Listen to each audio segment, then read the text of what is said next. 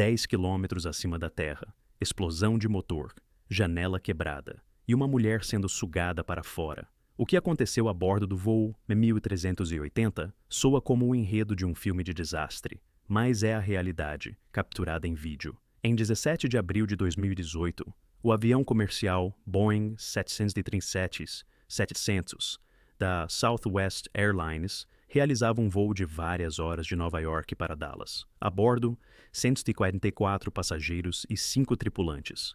Naquele dia fatídico, entre os que voavam estava Jennifer Reardon, de 43 anos, diretora de uma agência bancária. Ela ocupou um assento na parte central da cabine, e para ela, era uma viagem de negócios rotineira entre cidades. Nem os passageiros, nem a tripulação experiente poderiam imaginar no que esse voo padrão se transformaria. Apenas alguns minutos após ganhar altitude, suas vidas se dividiriam em duas partes, e o que aconteceu com Jennifer é algo difícil de processar. Música. Para a família Riordan, aquela era uma manhã de terça-feira perfeitamente comum. Bem cedo, Jennifer, em um hotel em Nova York, discou o número do marido, Michael, apenas para saber como foi o dia dele e o que a família faria à noite. Pela janela do hotel ainda estava amanhecendo. A cidade lá embaixo fazia um barulho abafado, e Jennifer estava sentada na beira da cama com o telefone no ouvido, ouvindo a voz familiar. A família de 4 pessoas, Michael, sua esposa Jennifer, a filha Avery e o filho Joshua, vivia na grande cidade de Albuquerque. Mas, naquele momento, Jennifer estava em uma viagem de negócios. Ela ocupava o cargo de vice-presidente da holding financeira Wells Fargo e, ao mesmo tempo, era diretora executiva do banco em Albuquerque. O alto cargo na corporação exigia voos regulares entre cidades. Essas viagens há muito se tornaram parte de sua vida. Arrumar a mala no automático, o ritual habitual de passar pela segurança, o cheiro de café nas salas de espera, aeroportos, aviões, hotéis, tudo se fundia em uma rotina de negócios interminável. Naquela manhã de 17 de abril, a diretora do banco se preparava para voar para Dallas, e de lá para casa, para a família em Albuquerque. Ela falou com os filhos por telefone, vozes sonolentas, calorosas. Avery contava algo sobre a escola, Joshua murmurou, "Tchau, mãe", e saiu correndo. Ao encerrar a conversa com o marido, Jennifer desejou-lhe um bom dia. "Amo você, boa viagem", respondeu Michael. O casal desligou, uma troca comum de frases que haviam dito centenas de vezes. Nada de especial, sua última conversa. Cerca de 1 hora depois, Jennifer saiu do hotel e seguiu para o aeroporto LaGuardia, apressando-se para o voo 1380. O voo 1380 da Southwest Airlines era uma rota regular do aeroporto LaGuardia para o aeroporto Dallas Love Field, no Texas. O voo era operado por um moderno Boeing 737-700, com um tempo de viagem de 4 horas e 15 minutos. Uma máquina confiável, testada por milhares de voos, o burro de carga da aviação americana. A comandante da aeronave era Tammy Jo Schultz, de 56 anos, com 11.711 horas de voo, sendo 10.513 no Boeing 737. No passado, foi piloto de caça da Marinha dos Estados Unidos e instrutora de voo, alguém que conhecia aquela máquina como seu próprio corpo. Cada som do motor, cada vibração do manche, cada tom do zumbido das turbinas. O copiloto era Darren Lee Elizor, de 44 anos, ex-piloto da Força Aérea dos Exércitos, com um total de 9.508 horas de voo, incluindo 6.927 horas no Boeing 737. Ambos eram veteranos do céu. 3 comissárias de bordo foram designadas para o voo: Rachel Fernheimer, Sianique Mallory e Catherine Sandoval. O avião que realizava o voo era operado pela Southwest Airlines há quase 18 anos, desde sua fabricação em 2000. A máquina era equipada com 2 motores turbofan, CFM56-7B. 18 anos é muito tempo. Milhares de ciclos de decolagem e pouso, milhares de horas de vibração, quedas de pressão, cargas térmicas. O metal cansa, microfissuras crescem, mas por fora, nada. Revestimento brilhante, pintura nova. Naquela época, ninguém pensava em fadiga de material. 10h15 da manhã, aeroporto LaGuardia, Nova York. 144 passageiros embarcam no voo para Dallas. Na cabine, cheiro de ar recirculado e produtos de limpeza. Aquele cheiro reconhecível de viagens aéreas que acalma uns e irrita outros. A Southwest Airlines não oferece a opção de escolha de assento no momento da reserva. Por isso, os melhores assentos na parte frontal da cabine ficam para os mais rápidos. Os demais ocupam o que sobrar. Uma loteria tácita. A professora universitária Holly Mackey não conseguiu estar entre os primeiros desta vez e ocupou o assento classe C, no meio da cabine, em frente à asa. Ela poderia ter escolhido qualquer poltrona, incluindo o assento na janela. Os assentos vizinhos estavam vazios, mas sentou-se no corredor. Depois de 2 xícaras de café, ela teria que ir ao banheiro com frequência e não queria incomodar os outros passageiros. Um detalhe. Uma escolha aleatória, ditada pela cafeína e pela cortesia. Em 20 minutos, essa escolha salvaria sua vida. Jennifer Riordan apareceu um pouco mais tarde e ocupou o assento 14A na janela. Pegou um livro e olhou pela janela. Atrás do vidro acrílico grosso, o campo de concreto cinza do aeroporto, a fila de aviões na pista de táxi, as luzes piscantes dos veículos de serviço. Nada de interessante. Uma cena familiar. A vizinha de Holly e Jennifer era uma jovem que quase não tirava os olhos do telefone. Ela sentou-se no assento 14B, no meio entre as 2 mulheres, e colocou os fones de ouvido, mergulhando completamente em seu mundo. 3 desconhecidos em uma mesma fileira. 3 destinos que em poucos minutos se entrelaçariam da forma mais terrível. As comissárias realizaram o treinamento padrão de segurança, aquele que ninguém ouve, como afivelar o cinto, onde ficam as saídas de emergência, como colocar a máscara de oxigênio, primeiro em você, depois na criança. Gestos ensaiados até o automatismo, palavras soando monótonas.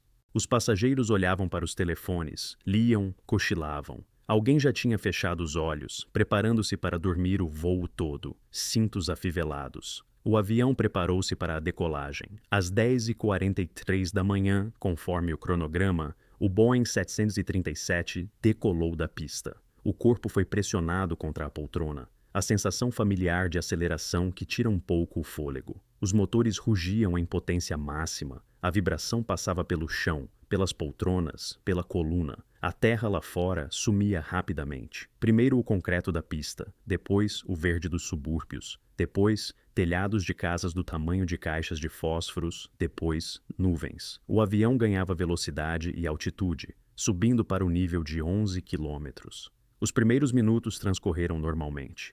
A tripulação recolheu o trem de pouso, um baque surdo em algum lugar sob o piso, um leve solavanco. A máquina seguia a rota, ganhando gradualmente a altitude designada. A comandante informou ao controlador. A decolagem e a subida estavam ocorrendo conforme o planejado, sem problemas. Voz calma, profissional.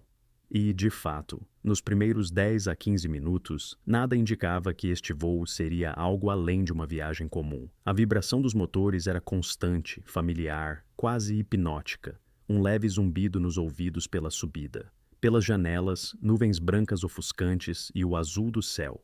Enquanto isso, as 3 comissárias de bordo moviam-se lentamente pela cabine, oferecendo aos passageiros chá, café, bebidas refrescantes e lanches leves. O tilintar do carrinho no chão, o farfalhar das embalagens, vozes abafadas. Chá ou café, suco, biscoitos. Alguém já cochilava com o encosto da poltrona inclinado. Alguém lia. Alguém assistia a um filme no tablet. Um voo comum. 20 minutos após a decolagem, às 11h, o avião atingiu a marca de 10 quilômetros e continuava a subir. De repente, ouviu-se um estrondo ensurdecedor. Não apenas um som, um impacto. Como se alguém tivesse golpeado a fuselagem com uma marreta pelo lado de fora. O avião sacudiu violentamente. O chão sob os pés tremia. Os copos nas mesas pularam, derramando o conteúdo. Livros e telefones voaram para o chão. Alguém gritou, um som agudo e assustado. O motor esquerdo falhou. Mas falhou é uma palavra suave demais para o que aconteceu. O motor explodiu por dentro. A pá do ventilador número 13, na qual uma fissura por fadiga crescia há anos, invisível, imperceptível em qualquer inspeção, finalmente cedeu. Ela se soltou em rotação máxima e atingiu o compartimento do motor com uma força monstruosa. Fragmentos metálicos voaram em todas as direções, como estilhaços de uma granada. Eles atingiram a fuselagem e a asa, perfurando esse revestimento de alumínio, deixando buracos irregulares. Mais um dos grandes fragmentos, um pedaço da trava da carenagem do tamanho de um punho, atingiu a janela da 14ª fileira com tanta força que o vidro acrílico foi literalmente arrancado para fora. Não rachou, não quebrou, desapareceu. Um buraco escancarou-se na lateral do avião. Era a janela ao lado de Jennifer Riordan. Tudo aconteceu em uma fração de segundo. Em um instante, paz e tranquilidade, o zumbido cadenciado dos motores, o cheiro de café. No seguinte, o inferno. Devido à diferença colossal de pressão entre o interior e o exterior da cabine, o ar disparou para fora com um uivo selvagem, um assobio de tal força que ensurdecia. Jennifer, sentada bem ao lado da janela, em questão de segundos, foi sugada de cabeça para frente no buraco que se formou. Ela estava sendo literalmente virada do avesso. A força da descompressão era tal que o cinto de segurança apertava seu abdômen, segurando seu corpo e deixando hematomas profundos. Mas a parte superior do tronco já estava do lado de fora. Cabeça, ombros, um braço. Lá fora, no inferno gelado. Fora da aeronave, faz menos 50 graus. Uma temperatura na qual a pele exposta congela em segundos. A velocidade do fluxo de ar é de 900 km por hora. Um vento com tal força que derruba, rasga roupas, impede a respiração. O ar é tão rarefeito que os pulmões não conseguem extrair oxigênio dele. O corpo humano não foi feito para tais condições, ele não aguenta. A descompressão descontrolada encheu a cabine com um estrondo insuportável, assobio, rugido, uivo, um som que tapa os ouvidos e tira o fôlego, que dá vontade de cobrir as orelhas e gritar. Embora o corpo de Jennifer quase tenha bloqueado totalmente a abertura, o ar ainda entrava pelas frestas, gélido, cortante, queimando com o frio. A temperatura na cabine caiu instantaneamente. Vapor saía da boca dos passageiros. Tudo aconteceu de forma quase imediata. 11 segundos depois, o avião inclinou-se 41 graus para a esquerda, quase de lado. Objetos soltos voaram pela cabine. O carrinho de bebidas rolava pelo corredor. Gritos ecoaram na cabine. Guinchos. Choro. Alguém rezava em voz alta de forma confusa, febril. Alguém chamava pela mãe. Máscaras de oxigênio caíram automaticamente dos compartimentos acima das cabeças. Sacos de borracha amarelos balançavam nas mangueiras, oscilando com a turbulência, batendo nos rostos. Mas, naquele caos e horror, poucos notavam o que acontecia na 14ª fileira. Cada um estava ocupado com seu próprio medo, sua própria sobrevivência, seu próprio pânico. As comissárias agarraram os cilindros de oxigênio portáteis, cilindros amarelos pesados, e, como puderam, começaram a abrir caminho pela cabine inclinada. Caminhar era quase impossível. O chão sumia sob os pés. O ângulo de inclinação jogava o corpo para o lado. Elas se agarravam aos encostos das poltronas, espremiam-se entre passageiros em pânico, passavam por cima de bolsas caídas. O avião continuava a inclinar-se fortemente para a esquerda. Na cabine de comando, desenrolava-se seu próprio drama. No momento da falha do motor, o copiloto Darren Ellison segurava o manche, enquanto a capitã Tammy Schultz controlava a situação. Em 5 segundos, vários alarmes dispararam. O painel de controle brilhou em vermelho e amarelo como uma árvore de Natal. Avisos de incêndio, de queda de pressão, de perda de motor, de despressurização. Os sinais sonoros se sobrepunham, fundindo-se em uma cacofonia. Bips, zumbidos, uma voz mecânica. Altitude, altitude. A pressão do ar na cabine caiu bruscamente. Os ouvidos taparam instantaneamente, como se tivessem mergulhado fundo. As têmporas foram comprimidas. Ambos os pilotos apressaram-se em colocar as máscaras de oxigênio, volumosas, com mangueiras grossas. As mãos trabalhavam no automático. Milhares de horas de treinamento gravaram esses movimentos na memória muscular. Máscara no rosto. Apertar as correias. Verificar o suprimento de oxigênio. Mas, na confusão, Eles tiveram dificuldade para ativar os microfones embutidos, que lhes permitiam falar um com o outro. Alguns segundos preciosos. Silêncio nos fones, apenas a própria respiração pesada sob a máscara, o chiado do oxigênio, o bater do coração nas têmporas. Sem poder se comunicar com a comandante, o copiloto tomou a decisão sozinho, sem hesitação, sem dúvidas. Reduziu a potência de ambos os motores e iniciou uma descida de emergência. Empurrou o manche para frente. O nariz do avião baixou.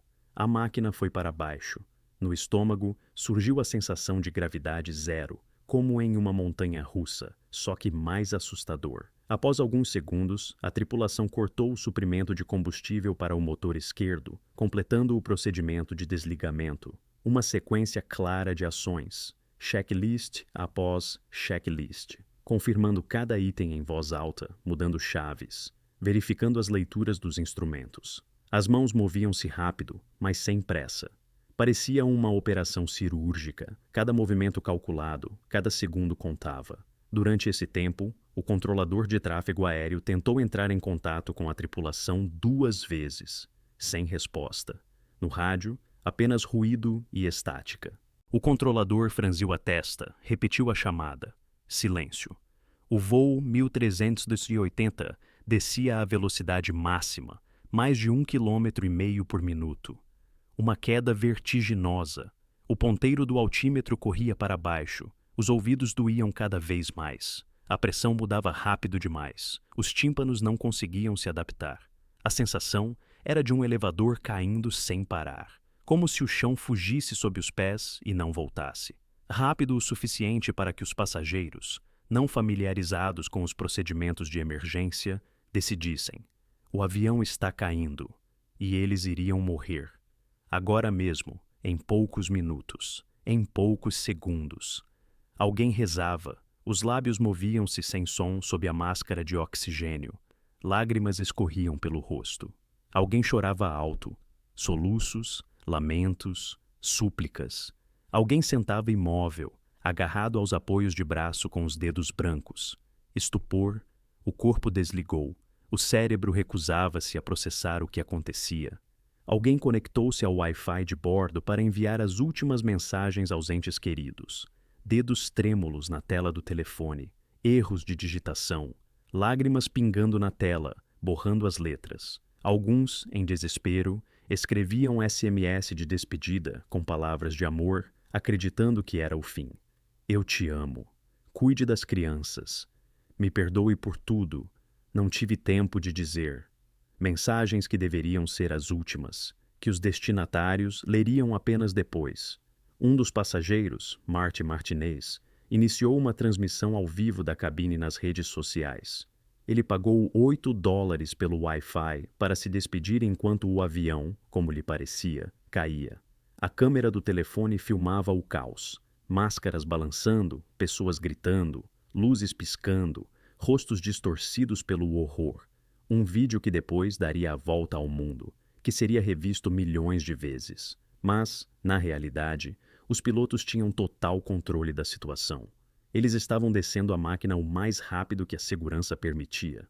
Isso não era uma queda, era uma manobra de emergência. Descida de emergência.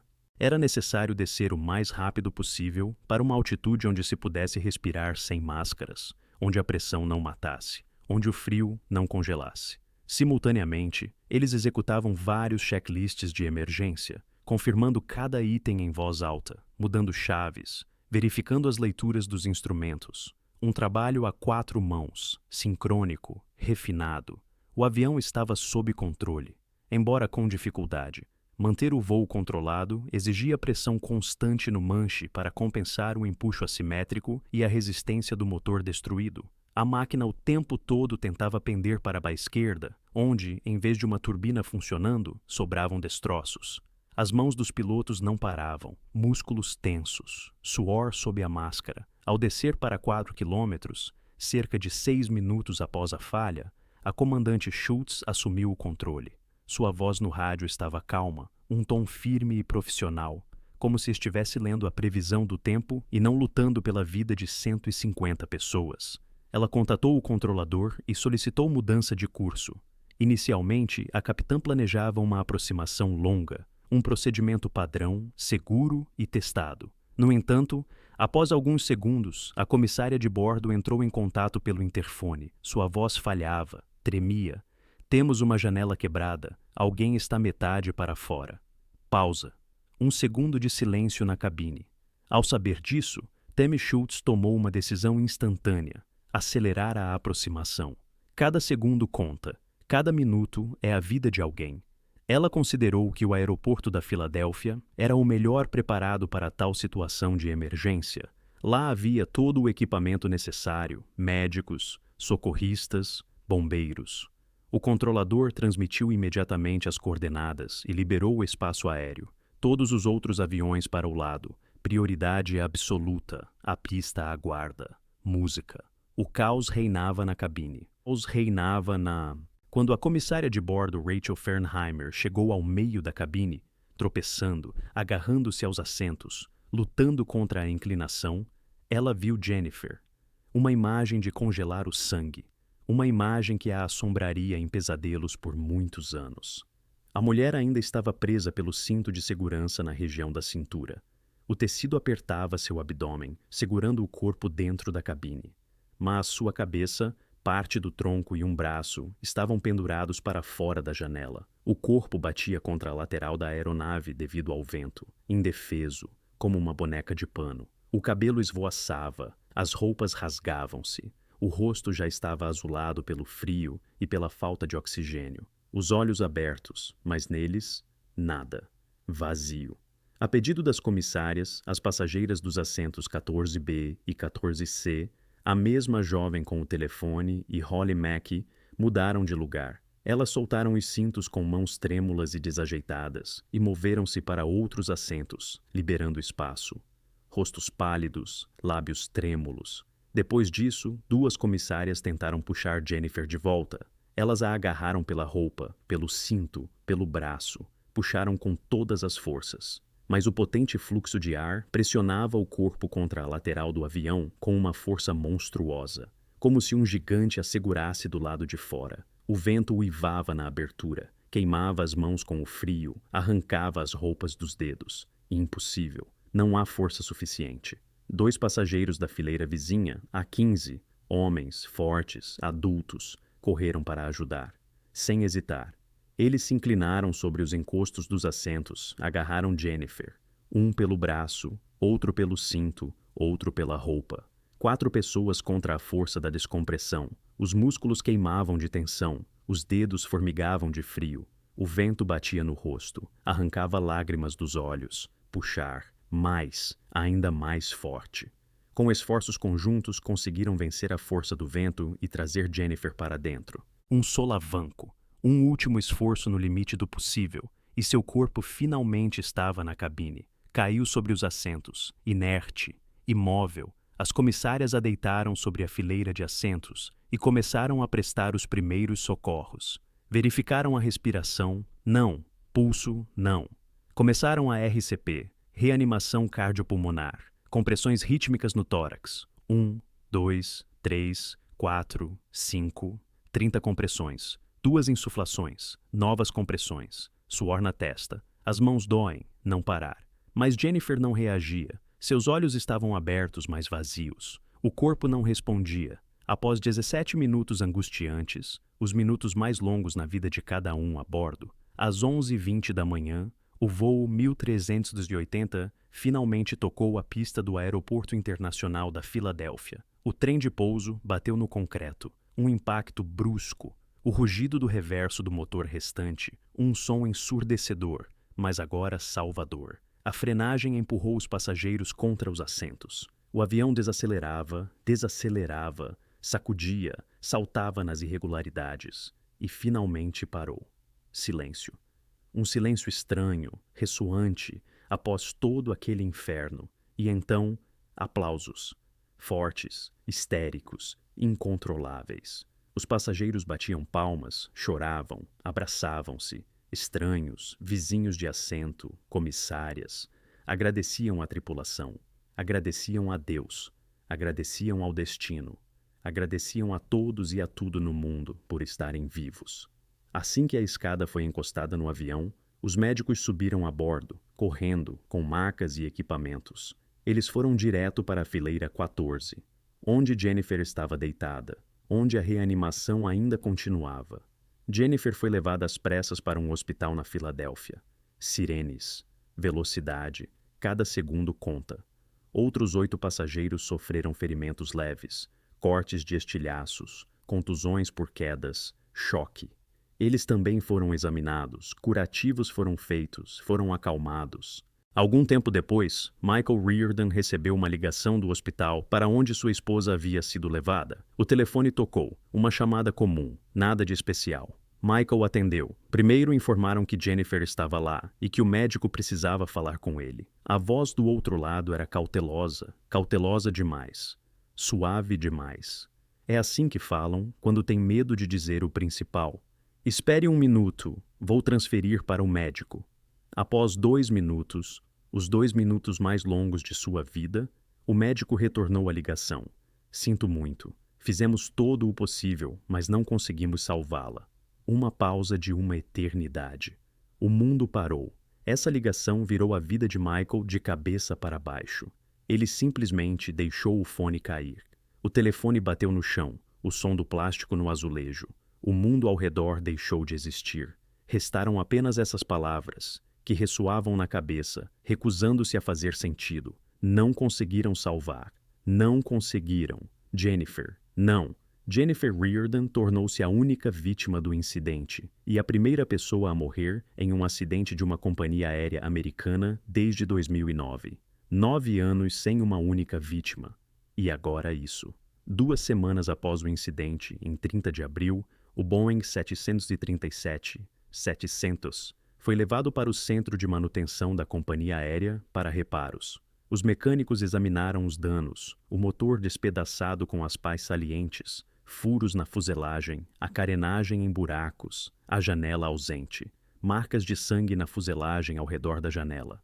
Decidiram não reparar. Inviável, muitos danos, muitas memórias. Cerca de 1 mês depois, o avião foi colocado em armazenamento em um centro logístico, onde permanece até hoje. Um monumento silencioso à tragédia, um lembrete daquele dia. Naquele momento, esta aeronave era um dos 700 Boeing 737 na frota da Southwest Airlines. A máquina específica saiu da linha de montagem em 2000 e, desde então, foi operada apenas por esta companhia aérea. Seus 2 motores a jato, CFM56-7B, eram ainda mais antigos. O que falhou foi fabricado em 1997. 21 anos de serviço, milhares de voos, centenas de milhares de passageiros. E todo esse tempo, dentro da pá número 13, crescia uma minúscula fissura. Milímetro por milímetro, ciclo por ciclo, cada decolagem um pouco mais longa, cada pouso um pouco mais profunda, invisível, imperceptível, não detectada em nenhuma inspeção técnica, até que fosse tarde demais. 19 de novembro de 2019, o Conselho Nacional de Segurança nos Transportes publicou o relatório final sobre o incidente. Linhas secas de um documento oficial. Dizia: a causa provável foi uma fissura por fadiga na pá da ventoinha número 13. Como resultado, a pá se soltou em voo e atingiu a carcaça do motor com enorme força. Essa colisão causou a separação de componentes da carenagem, incluindo o trinco traseiro, que atingiu a fuselagem perto da janela da fileira 14. Uma pequena fissura, uma grande tragédia, uma pá entre dezenas, uma janela entre centenas, uma mulher entre 144 passageiros. 1 de maio de 2018, o presidente dos Expo, Donald Trump, recebeu os membros da tripulação e alguns passageiros em uma cerimônia no Salão Oval da Casa Branca. Câmeras, jornalistas, flashes. Ele os agradeceu pelo heroísmo demonstrado, apertos de mãos, sorrisos, fotos comemorativas. Tammy Jo Schultz, comandante do voo, estava diante das câmeras, calma, contida, de uniforme. Ela apenas fez o seu trabalho, disse ela mais tarde em uma entrevista. O que lhe ensinaram, nada heróico, apenas trabalho. Como compensação, a Southwest Airlines pagou a cada passageiro $5.000 e forneceu um voucher de $1.000 para voos futuros. Dinheiro pelo horror vivido, pelos minutos que pareceram os últimos, pelos pesadelos que viriam depois, o assobio do vento, os gritos, as máscaras balançando, pelo medo que agora retornaria a cada decolagem. Aquele dia permanecerá para sempre na memória da tripulação e dos passageiros do voo 1380. 20 minutos que mudaram tudo. Uma escolha aleatória de assento, na janela, no corredor, no meio. Uma fissura no metal que ninguém notou. Uma combinação de circunstâncias impossível de prever. Segundo as estatísticas, o avião continua sendo o meio de transporte mais seguro. A chance de morrer em um acidente aéreo é de 1 em vários milhões. Os números tranquilizam, os gráficos convencem. Mas para Jennifer Riordan, essa chance, 1 em milhões, aconteceu. Às vezes, o destino é apenas um assento na janela,